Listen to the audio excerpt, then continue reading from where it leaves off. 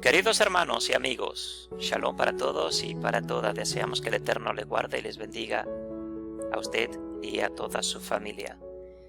Como siempre, agradecido del Eterno que nos da el privilegio de poder compartir el conocimiento de su palabra. Y gracias a usted también por dedicar tiempo de su vida para compartir y aprender juntamente con nosotros. De manera que deseamos que el Eterno le bendiga de una manera muy especial.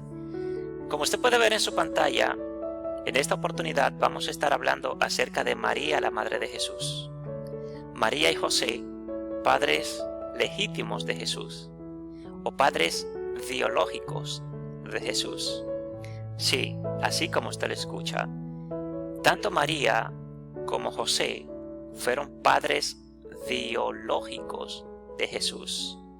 De manera que decir que Jesús fue concebido por obra y gracia del Espíritu Santo no es histórico, no es un tema de historia, no tiene nada que ver con la historia, sino que más bien tiene que ver con teología, con reinterpretación tardía que se creó, que se inventó dentro del cristianismo. Por fin descubrimos la verdad. De hecho, así se llama nuestro canal, Conozca la Verdad. Y no es que nosotros tengamos la verdad absoluta. No queremos decir que solamente nosotros tenemos la verdad. Ahora bien, nosotros tratamos muchas veces de dejar a un lado la teología, la reinterpretación, el pensamiento humano y tardío que se creó muchos años después de Yeshua dentro del cristianismo para enseñar ciertas cosas que muchas veces no tienen nada que ver con la realidad. Entonces nosotros lo que hacemos es que nos inclinamos más a lo histórico, a la historia. Así es que antes de iniciar con este estudio o este análisis, yo quiero invitarle a que se suscriba a nuestro canal. Si usted no se ha suscrito, suscríbase.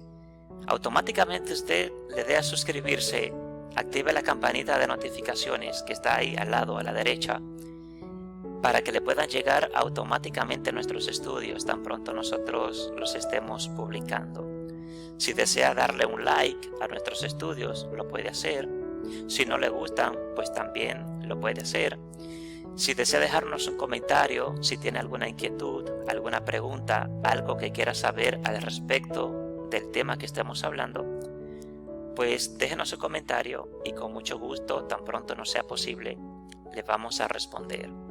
Si usted desea compartir nuestros estudios, compártalo con sus amigos, con su familia, con sus hermanos de congregación, compártalo con todos para que así todos podamos ser bendecidos a través del conocimiento de la palabra.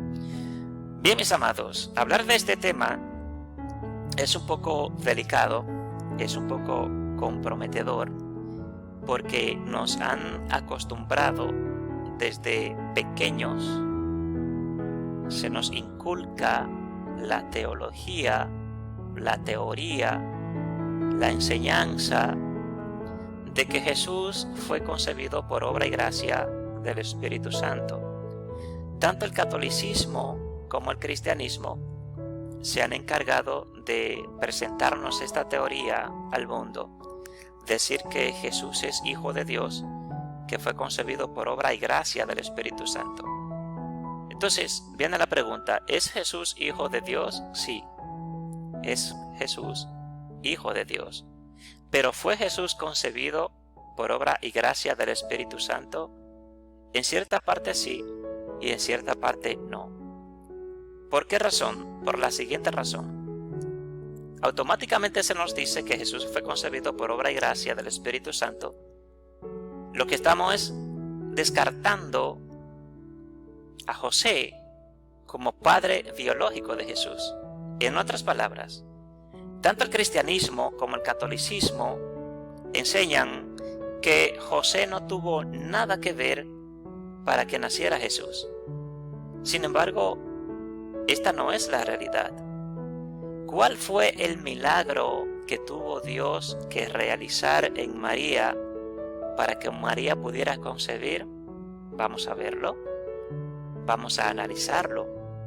Por eso, yo quiero que usted le preste mucha atención a lo que queremos compartirle en esta oportunidad, porque le aseguro con toda confianza que usted posiblemente nunca en su vida había escuchado lo que vas a escuchar ahora. Así es que vamos a ver. Para hablar de este tema, vamos a tomar el Evangelio de Mateo. Ya hemos dicho en otras oportunidades que el Evangelio de Mateo no es muy confiable, porque en primer lugar, ese Mateo no se conoce. El Evangelio de Mateo fueron varios escritos que se tomaron, escritos históricos, escritos mitológicos, leyendas, cuentos que se recopilaron.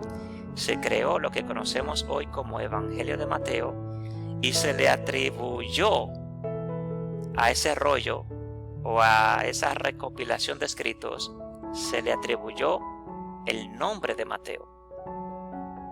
Pero ese Mateo que escribió ese Evangelio no fue discípulo de Yeshua.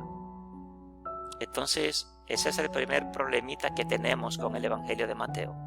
En segundo lugar, cuando se escribe el Evangelio o cuando se edita el Evangelio de Mateo, se edita enfocado en el Evangelio que ya había escrito Marcos.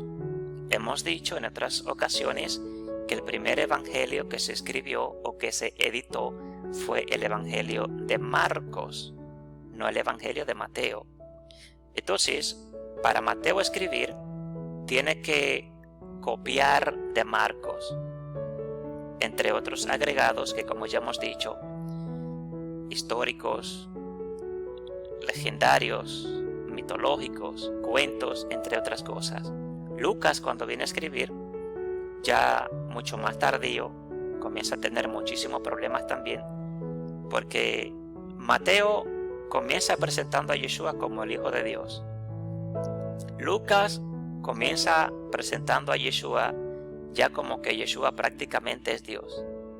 Pero ya Juan, que es un evangelio muy tardío, que tampoco se conoce quién era Juan, porque ya este que escribe el evangelio de Juan era gnóstico, muy teológico, es cuando comienza ya a presentar a Yeshua directamente como que Yeshua es Dios. Y esto no es real. Por eso a nosotros nos gusta enfocarnos en la historia, porque la historia no anda vacilando como lo hace la teología. Pero de todas formas, obviamente sabemos que aunque los evangelios no son muy confiables, para hablar de Yeshua obligatoriamente tenemos que tomar los evangelios, porque las otras fuentes que existen y que se tienen hoy en día como evangelios apócrifos, a pesar de que no son muy confiables, y no significa con esto que no digan verdad, que no tengan verdad, pero al menos lo que están dentro del canon son estos 4 evangelios, prácticamente queriendo decir que son los más confiables para hablar de Yeshua, si así nosotros queremos. Obligatoriamente entonces tenemos que apoyarnos de ellos. Ahora bien, nosotros tenemos que tratar de saber qué es histórico y qué es mitológico, qué pertenece a la historia y qué pertenece a un cuento. En el caso de Mateo, que no es la excepción, tenemos también que tratar de saber qué es verdad y qué no es verdad. Cuando Mateo habla, por ejemplo, acerca de la genealogía de Yeshua, que la divide en 3 grupos de 14 generaciones, no es muy confiable, no es muy seguro, porque Mateo allí está tratando de hablar simbólicamente y su evangelio lo dirige a un pueblo 100% judío. Cuando los escritos del evangelio de Mateo hablan acerca de las 3 etapas, cada una de ellas de 14 generaciones, por ejemplo, Mateo dice que desde Adán hasta Abraham hubieron 14 generaciones. y que desde Abraham hasta la deportación a Babilonia también hubieron 14 generaciones, y que de la deportación de Babilonia hasta Yeshua hubieron 14 generaciones. Esto históricamente no es cierto. Faltan mucho más generaciones en cada una de ellas. Lo que pasa es que el Evangelio de Mateo, como ya hemos dicho, siendo dirigido a judíos, es un libro que contiene numerología o simbología. Y Mateo, o el Evangelio de Mateo, lo que está tratando de decir es, con este número 14, de 14, 14 y 14, es que está tratando de relacionar a Yeshua como descendiente de David. ¿Por qué razón? Porque la palabra David en hebreo, numerológicamente, simbólicamente, tiene un valor de 14. Bien, ¿logró entender esto, mis amados? Por eso Mateo se enfoca y habla de 14, 14 y 14, porque está tratando de relacionar a Yeshua como descendiente de David. ¿Por qué? Porque los judíos obviamente siempre han esperado al Mesías que tiene que ser descendiente de David. ¿Es Yeshua entonces descendiente de David? Conforme a la historia lo es. ¿Por qué? Porque Yeshua fue hijo biológico de José. Ahora bien, si nosotros decimos que Yeshua fue concebido por obra y gracia del Espíritu Santo, entonces obviamente Yeshua no es descendiente de David, ni mucho menos califica para ser Mesías, ni para Israel, ni para el mundo. Esto es importante que usted lo capte bien y que me escuche bien, porque queremos derribar ciertas murallas y ciertos conceptos filosóficos y teológicos que están basados en cuentos, en leyenda, en mitología, en reinterpretaciones que se crearon dentro del cristianismo muchos años después de Yeshua. Yeshua nunca dijo que él era Dios. Los apóstoles, los discípulos de Yeshua, nunca dijeron que él era Dios. Entonces, ¿por qué hoy en día decimos, o por qué hoy en día muchas personas dicen que Yeshua es Dios? Porque no conocen la historia. Y con esto no queremos quitarle mérito a Yeshua. Al contrario, le damos mérito a Yeshua. Cuando nosotros descubrimos la verdad a través de la historia, nos da más seguridad y más confianza para seguir creyendo en Yeshua. Nuestro objetivo no es quitarle mérito a Yeshua y que usted deje de creer en él. Al contrario. Vamos a ver entonces, Mateo capítulo 1, versículo 18 al 25, habla del nacimiento de Jesucristo. Dice el Evangelio de Mateo: el nacimiento de Jesucristo fue así. Estando desposada María, su madre, con José, antes que se juntasen, se halló que había concebido del Espíritu Santo. José, su marido, como era justo y no quería infamarla o difamarla, quiso dejarla secretamente.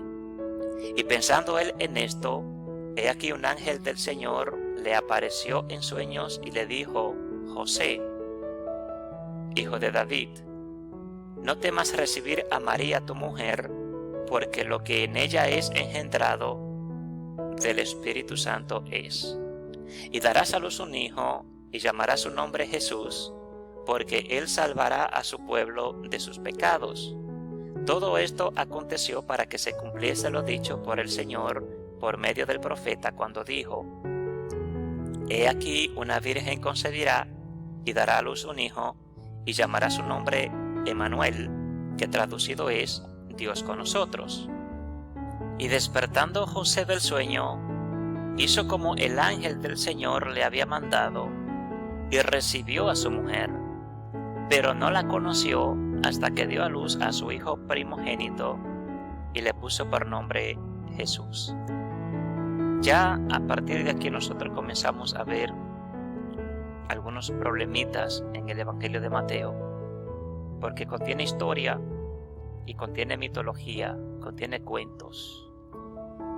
Antes de que naciera Yeshua, ya dentro de lo que era Roma, heredado de Grecia, Grecia heredando de Egipto, heredando de Babilonia, ya por costumbre se conocían, mitológicamente hablando, hombres a quienes se les atribuía el título de Hijo de Dios y a otros se le atribuía como dioses. Por lo tanto, Mateo comienza ya a presentar aquí a Yeshua relacionándolo con esos cuentos, con esas leyendas o con esas mitologías. Por eso Mateo comienza a presentar ya a Yeshua como que fue concebido por obra y gracia del Espíritu Santo y que solamente María tuvo que ver. José como que no tuvo nada que ver allí. Por ejemplo, mire que comienza diciendo el versículo 18: el nacimiento de Jesucristo fue así, estando desposada María, madre con José.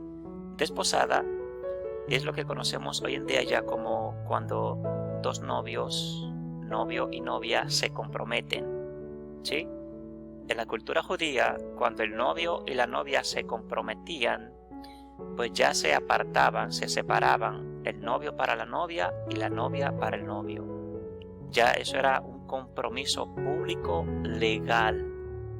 Sigue diciendo, antes que se juntasen, ya aquí comienza a mezclar ciertas cosas. Muchas veces se mezcla lo histórico con lo mitológico, porque cuando María concibió y quedó embarazada fue porque naturalmente tuvo relación sexual con su marido José. Sí, así como usted lo escucha. No se me sorprenda porque, repetimos, usted va a escuchar cosas que nunca en su vida había escuchado. Entonces, en primer lugar, María y José ya habían tenido relación sexual cuando María quedó embarazada. Sigue diciendo, antes que se juntasen, se halló que había concebido del Espíritu Santo. ¿Cuál fue el milagro que Dios tuvo que hacer en María a través del Espíritu Santo? De manera breve, más adelante lo vamos a detallar. Dios lo que hizo en María fue que como María era todavía una niña, no le había llegado su menstruación, por lo tanto no tenía óvulo, no podía quedar embarazada. El Eterno lo que hizo fue, a través del Espíritu Santo, crear un óvulo en María para que María pudiera quedar embarazada. Eso era un milagro. Una niña, una joven, una adolescente que todavía no le haya llegado su menstruación, es imposible que quede embarazada. Entonces el milagro que sucedió allí fue que el Eterno tuvo que crear en ella un óvulo, así como lo creó en otras mujeres anteriormente. Por ejemplo, la Biblia dice que Sara y Abraham eran ya de edad muy avanzada y no habían tenido hijos. El Eterno hace un milagro en Sara y crea un óvulo en ella para que pueda quedar embarazada cuando tuviera relación sexual con su marido Abraham. Entonces el Eterno crea un óvulo y quedó Sara embarazada cuando tuvo relación sexual con su marido. Eso fue lo que pasó entre Miriam y José. No se me asuste, por favor, no se me sorprenda, no se me desespere, quédese ahí escuchando lo que yo le quiero enseñar en esta oportunidad.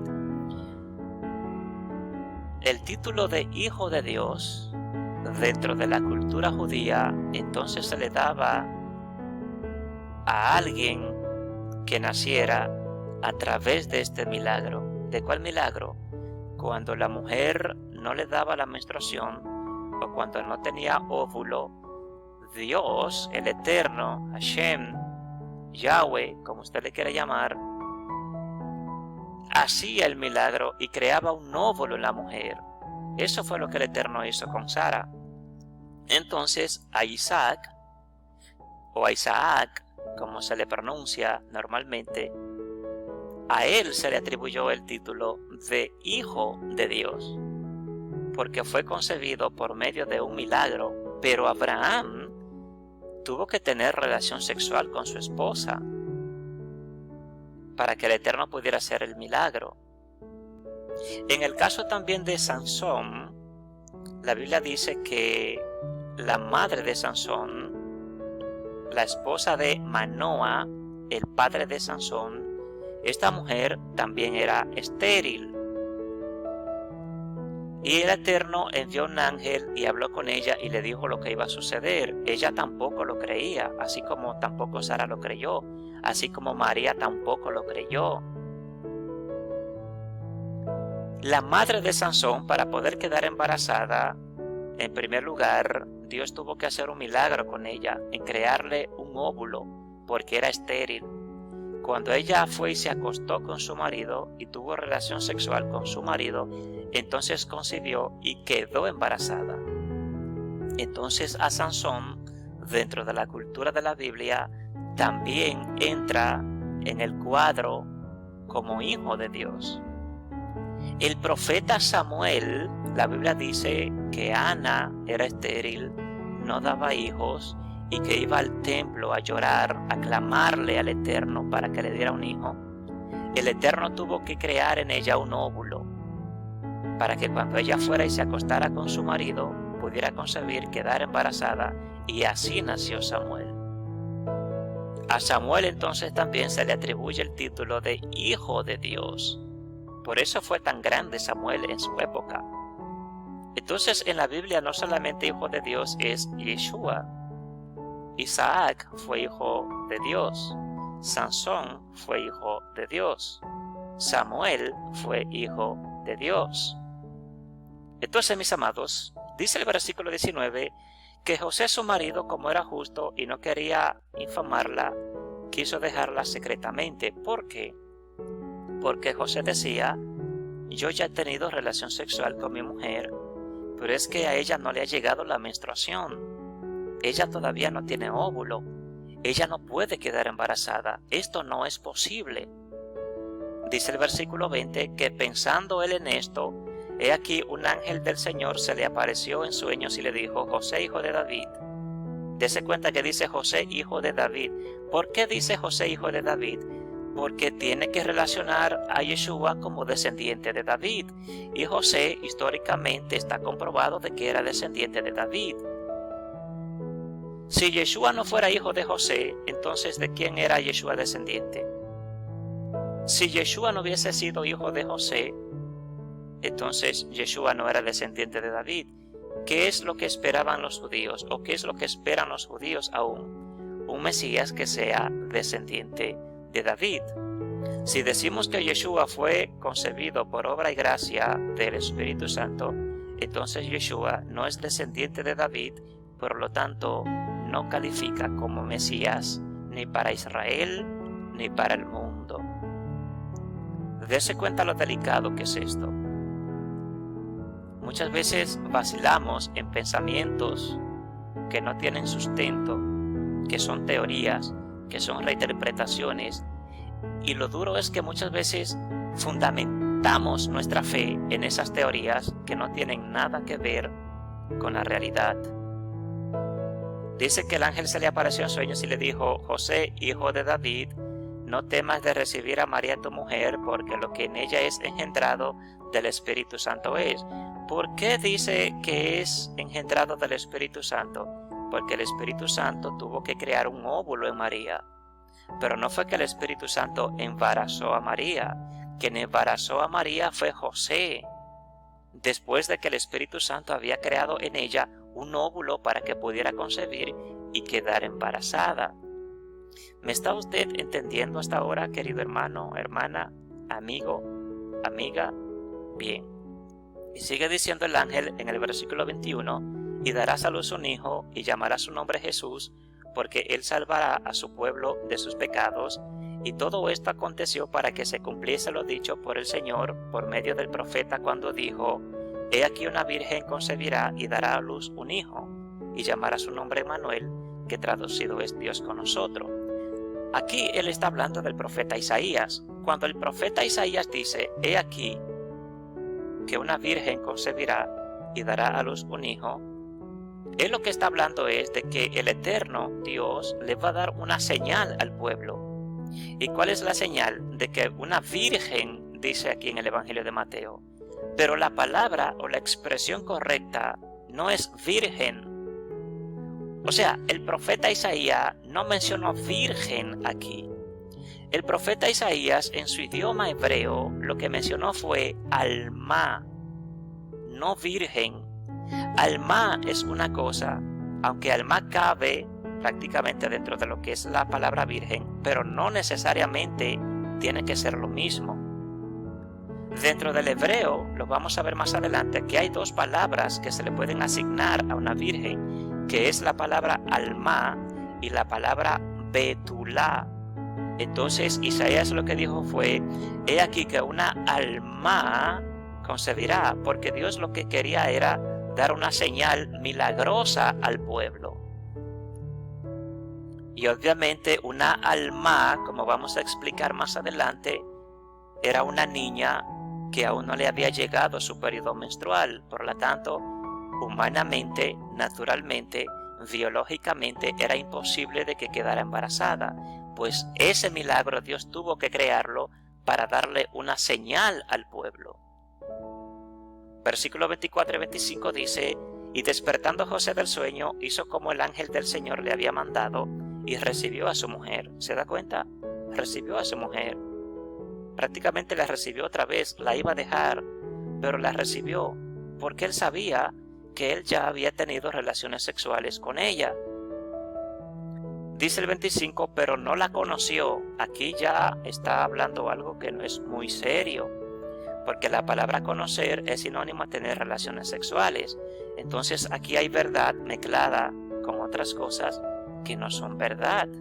En otras palabras, hay historia mezclada con mitología, con cuentos o con leyendas, como usted le quiera llamar.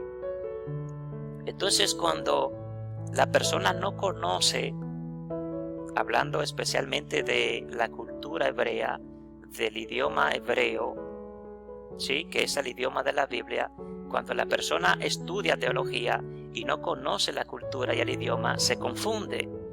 Porque ¿cómo es posible que José no haya conocido a su mujer? O sea, que no haya tenido relación sexual con su mujer, como dice el versículo 25. Si ya en el 24 dice, y recibió José a su mujer.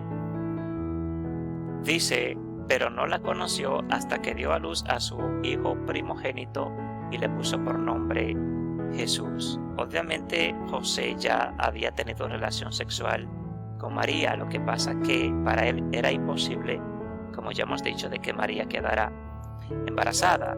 Vamos a ver entonces algunos puntos importantes que es muy necesario que usted lo conozca para que usted pueda comprender con más exactitud lo que le estamos compartiendo. Mire esto. Miren acá, mis queridos hermanos y amigos, cómo se realizaba el matrimonio judío. Un israelita o un judío obtenía a su esposa de tres formas diferentes. En primer lugar, podía obtenerla por entrar juntos a la jupá. La jupá es como esa casita que se hace, que se construye, que se decora en una boda. Los novios entran allí a la jupá, a esa casita decorada, y allí se les da la bendición. De esa manera se podía obtener una mujer judía como esposa. En segundo lugar, también el judío podía tener a su mujer o obtenerla como su mujer, como su esposa, pagando una dote por ella, o sea, pagando un precio por la mujer. Muchas veces dependía de la posición económica a la que pertenecía la familia del novio o de la novia, pues a la mujer se le ponía un precio y el novio tenía que dar una dote por ella, tenía que pagar un precio. Podía ser en dinero, en oro, en plata, en algún metal valioso. También podía hacerlo con ganado. Todavía hasta el día de hoy hay lugares, por ejemplo, África tiene lugares, la India también tiene lugares que hasta el día de hoy es así. el novio debe pagar una dote, debe pagar un precio por su mujer. Y en tercer lugar, el judío podía tener a su mujer a través de la relación sexual.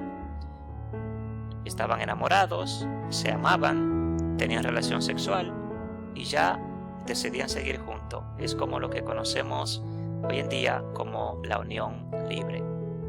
Otro punto importante acá es que existían dos pasos para el matrimonio judío, que eran los siguientes. El primer paso para el matrimonio judío era el paso Erusín. Erusín es como cuando dos novios se comprometen y ya ambos se dedican uno para el otro. El segundo paso es el Neusim. El Neusim era ya el segundo y último paso para consumar el matrimonio. Como hemos dicho, el Erusín se creaba un contrato legal llamado Ketubá. Se creaba un contrato, era un acuerdo, un pacto entre el novio y la novia. Prácticamente eso fue lo que hizo el Eterno, según el relato bíblico, con el pueblo de Israel en el desierto, cuando el Eterno le dio al pueblo los mandamientos. Fue un contrato de matrimonio que el Eterno le dio al pueblo para casarse con su pueblo. Es por eso que el cristianismo no entiende mucho hoy en día el asunto y dice que la iglesia es la novia de Cristo. Entonces dicen que es la novia de Cristo, pero no tienen realmente el dato histórico por el cual este concepto es bíblico. Y la Biblia obviamente no habla de iglesia, habla de un pueblo. Entonces, mis amados, el primer paso era el paso Erusín, que se creaba un contrato legal llamado Ketubá. El segundo y último paso para el matrimonio, se podía consumar el matrimonio de manera pública o de manera privada. Si los novios pertenecían a familia pobre, humilde y casa de recursos, pues se casaban y lo hacían entre familia y ya. Si eran adineradas, entonces también lo podían hacer públicamente, celebrarlo públicamente. Esos eran los dos pasos importantes para el matrimonio. Ahora bien, hablando acerca de la mujer judía, dentro de la cultura hebrea o dentro de la cultura judía, la mujer pasaba por 5 etapas diferentes de su vida. La primera etapa por la cual la mujer pasaba era la etapa de entre los 3 a los 4 años, siendo una niña. Y a esta etapa, dentro de la cultura hebrea, se le llama Yaldá. Yaldá. No se menciona mucho la Y como la mencionamos nosotros. Yaldá, no, Yaldá.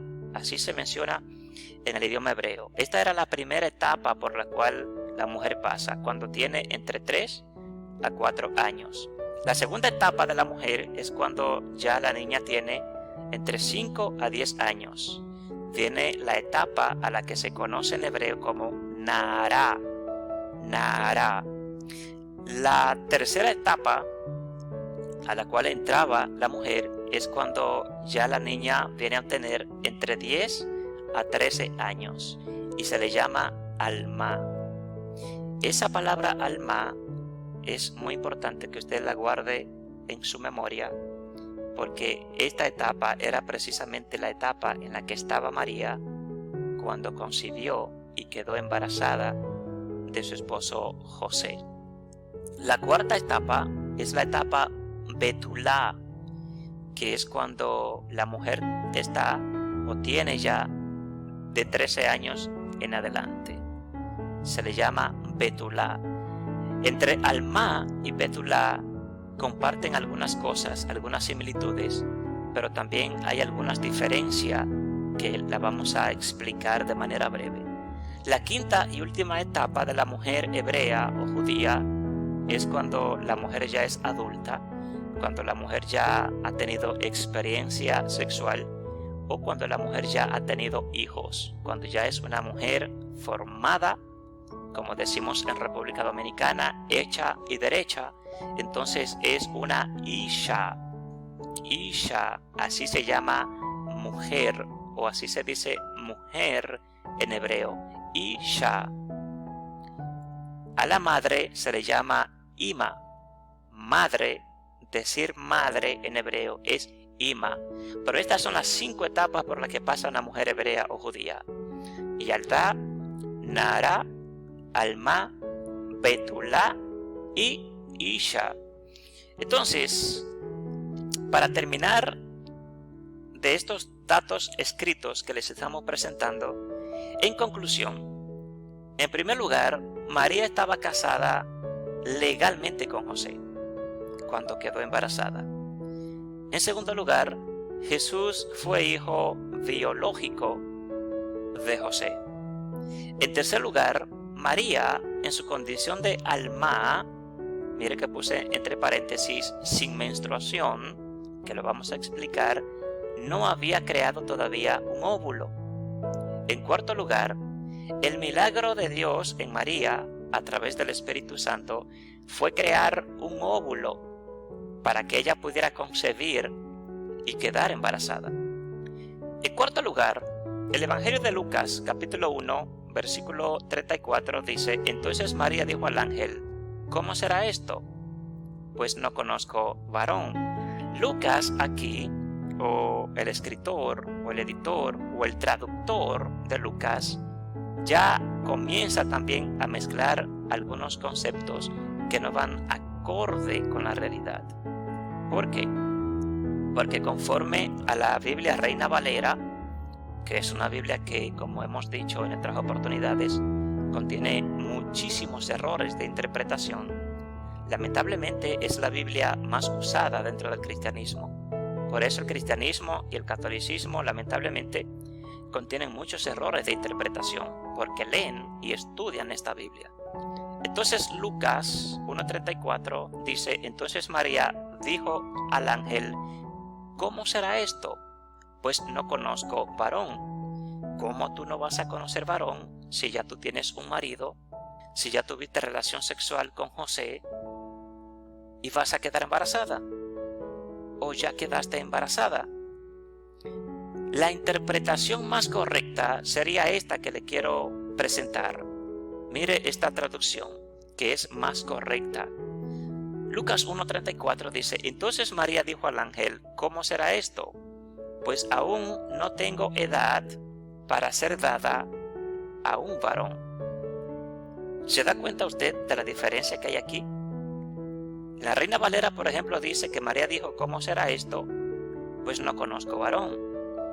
Pero tenemos otras traducciones más originales que María dijo: pues ¿cómo será esto?